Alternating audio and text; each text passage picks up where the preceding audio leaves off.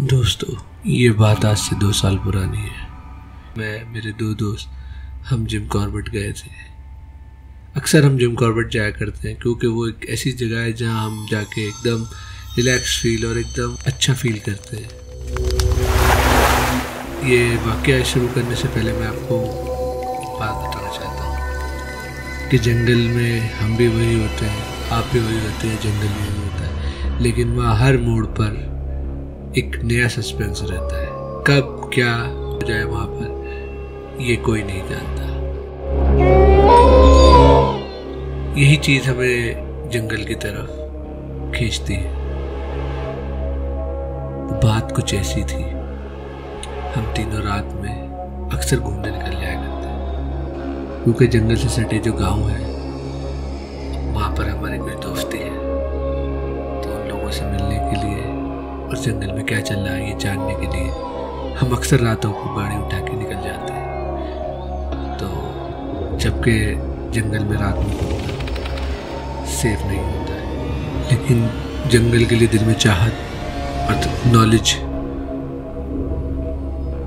ध्यान में रखते हुए जंगल में निकल जाते हैं। पूरी सेफ्टी रखते हैं कि जंगल से ना उतरे, गाड़ी से ना उतरे। अगर कोई जानवर दिखता है तो उससे दूर गाड़ी रोके, क्योंकि जंगल में पहला अधिकार रोड क्रॉस करने का सिर्फ जानवरों को होता है। और मैं उन लोगों से ये कहना चाहता हूँ जो लोग वहाँ पर तेज़ गाड़ी चलाते हैं वो तेज़ गाड़ियाँ बिल्कुल ना चलाएं। तो हम तीनों गाड़ी लेके निकल चुके थे इस बात से बेखबर कि आगे हमारे साथ क्या हादसा होने वाला है, क्या चीज़ होने वाली है जो कि हमारी ज़िंदगी को झंझोड़ देगी। तो बात कुछ ऐसी है, ढीकली से ऊपर एक जगह है मोहान। हम अक्सर ढीकली से मोहान रोड पे घूमते हैं कि कुछ जानवरों का मूवमेंट पता चले, कैसे घूम रहे हैं जानवर, क्या है। एक देख के उनको दिल को खुशी मिलती है, दिल को सुकून मिलता है। वो बात हम अल्फाज में बयान नहीं कर सकते। तो हम तीनों उस रात को घूमने के लिए निकले और हमारे साथ जो किस्से हुए जिनके जवाब आज तक हमारे पास नहीं है। हम आज भी सोचते हैं तो हैरान हो जाते हैं, हमारे रोंगटे खड़े हो जाते हैं कि उस रात हमारे साथ ऐसा ये हो क्या गया था जिसका जवाब आज तक हमारे पास नहीं है।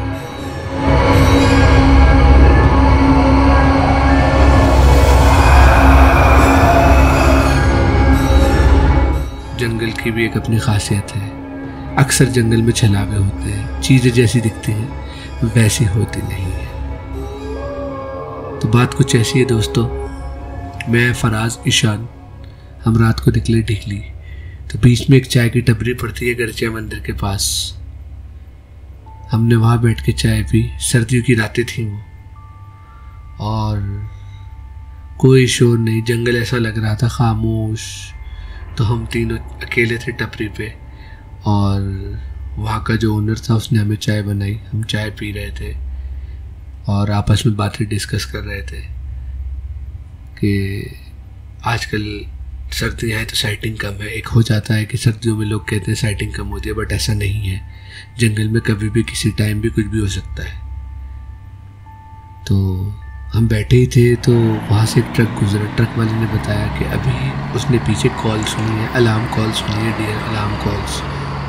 तो हमने कहा चलो ये मौका अच्छा है, देखते हैं क्या पता हम रात को टाइगर को कैप्चर कर सकें। होता है ना, दिन में टाइगर देखना और रात में टाइगर देखने में फ़र्क होता है। अच्छा लगता है टाइगर को देखना, और आप एक बार टाइगर को देख लेंगे तो आपका बार बार दिल चाहेगा कि आप टाइगर को देखें। हालांकि मैं किसी से ये नहीं कहूँगा कि वो रात में गाड़ी लेके निकल जाए, क्योंकि जंगल में सिर्फ वो जाते हैं जिनको नॉलेज होती है और जंगल में उतरना बिल्कुल मना है। अगर आप जा भी रहे हैं तो इस बात का ध्यान रखें कि जंगल में गाड़ी से उतरना बिल्कुल मना है, बिल्कुल ना उतरें। तो हमें वो बात पता चली डियर अलार्म कॉल्स की, तो हम आगे निकल गए। अभी हम आगे चले ही थे कि रास्ते में हमें एक चीज़ बैठी हुई दिखी कि जैसे वो कुत्ते की शेप में थी। तो हमने गाड़ी रोक ली। हमने थोड़ी सी गाड़ी आगे बढ़ाई कि चीज़ क्या है, उस पर रोशनी पड़ नहीं रही थी। हमने थोड़ी सी गाड़ी आगे बढ़ाई तो जैसे उस पर लाइट पड़ी वहाँ गुलदार बैठा हुआ था। जी दोस्तों, जंगल में और हिली एरियाज में गुलदार यानी लेपर्ड बहुत आम होते हैं। हालांकि आप गाड़ी में हैं तो सेफ़ है। तो हमने उसे टाइम दिया कि वो निकल जाए। हम बहुत एक्साइटेड भी थे उसे देखने में। हम गाड़ी के अंदर से ही फ़ोटो खींच रहे थे, वीडियो बना रहे थे, लेकिन वो हल्की सी भी आहट से डिस्टर्ब हो जाती। उसने हमें देखा और वो रोड से हट के जंगल की तरफ चला गया। हम बहुत एक्साइटेड थे कि चलो हमें लेपर्ड देखने को मिला, हम आगे चलते हैं। थे मुहान के पास एक जगह है जहाँ नीचे 10 फीट गहरी खाई है और लेफ्ट में जंगल है। हमने वो रास्ता पार करा ही था। तो जैसे ही हम आगे चले रास्ता बहुत नहरा हो जाता है। अभी तकरीबन रात के 1 बजे होंगे।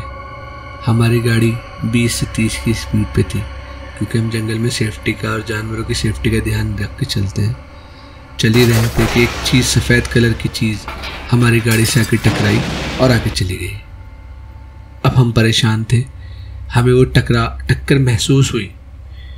हम अब परेशान थे, चीज़ थी क्या। अब हम गाड़ी से उतर नहीं सकते थे। हमने शीशा खोल के टॉर्च मार के देखी तो वहाँ कुछ नहीं था, क्योंकि वो जानवर बिल्कुल नहीं था। क्योंकि मैं गाड़ी की लेफ़्ट सीट पे बैठा हुआ था, ईशान गाड़ी चला रहा था। वो जो चीज़ थी वो ना जानवर थी ना वो इंसान थे।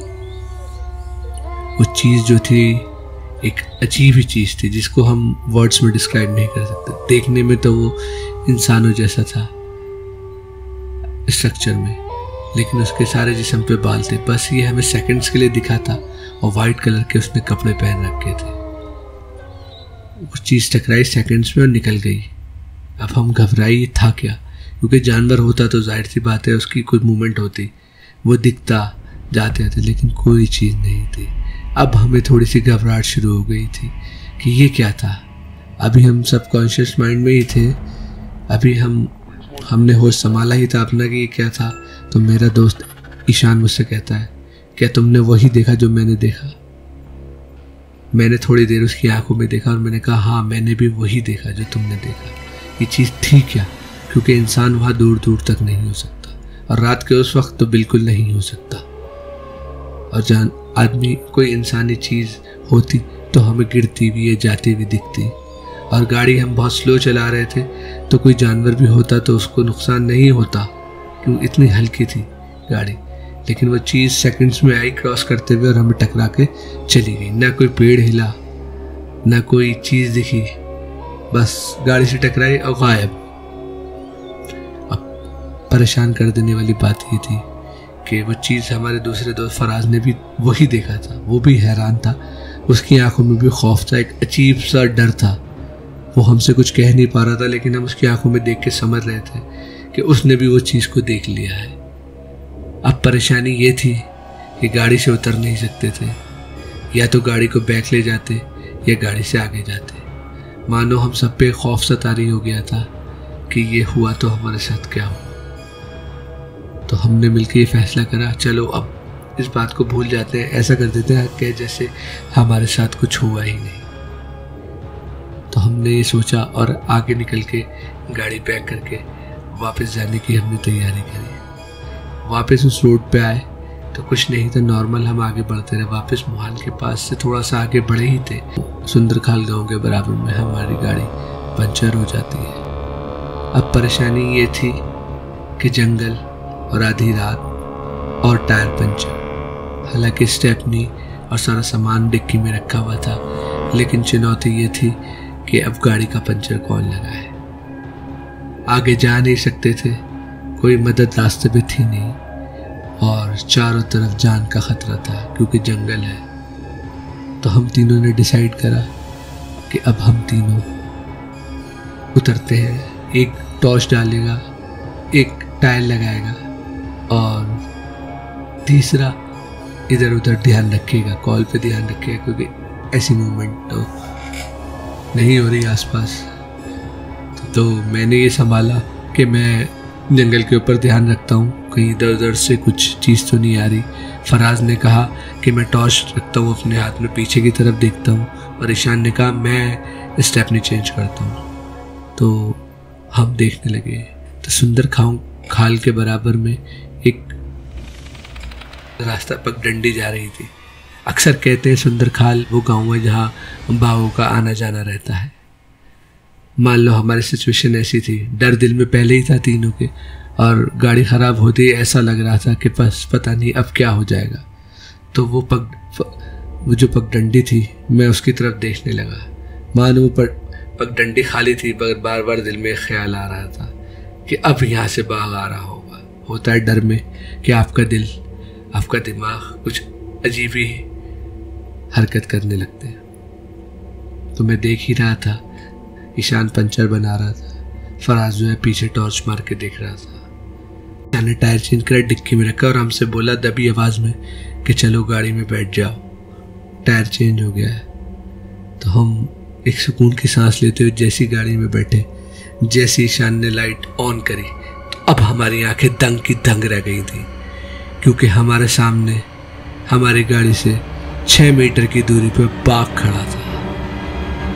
अब हमारे पसीने छूटने शुरू हो गए थे। सर्दी थी, टेम्परेचर 5 के अराउंड था, क्योंकि दिसंबर का महीना था, ठंड थी। तो अब हमारे पसीने छूट रहे थे, क्योंकि अगर हम 1 सेकंड भी देरी होती पंचर लगाने में तो वहाँ कुछ भी कोई सा भी हादसा हो सकता था। अब सिचुएशन ये थी, गाड़ी स्टार्ट कर नहीं सकते थे, भगा नहीं सकते थे, क्योंकि जंगल तो आखिर उसका घर है, जैसा वो चाहता है वैसा होता है।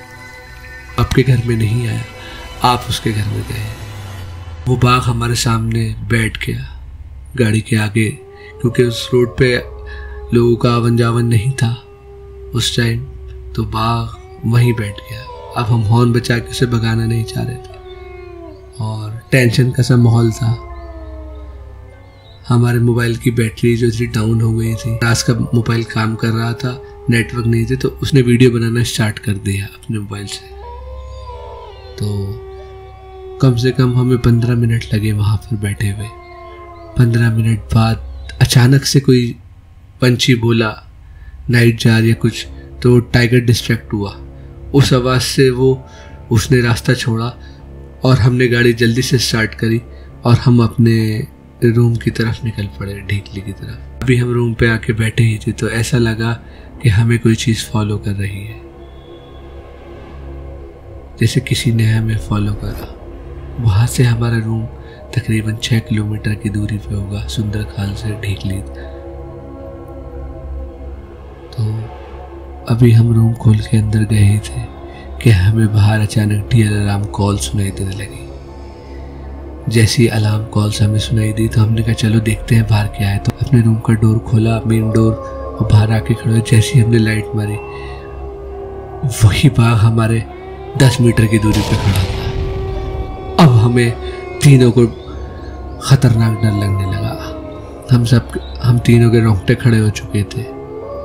और ये बात मैं जब आपको बता रहा हूँ तो मेरे अब भी वो रोंगटे खड़े हैं कि बाघ अचानक से इतनी जल्दी कैसे वहाँ पहुँचा। ये बात हम तीनों को परेशान कर रही थी। उस रात हम इतने घबरा चुके थे कि हमें होश नहीं था कि हम कहाँ हैं, किस जगह। हम ऊपर वाले को याद करा, हमने दरवाज़ा बंद करा और जाके सो गए।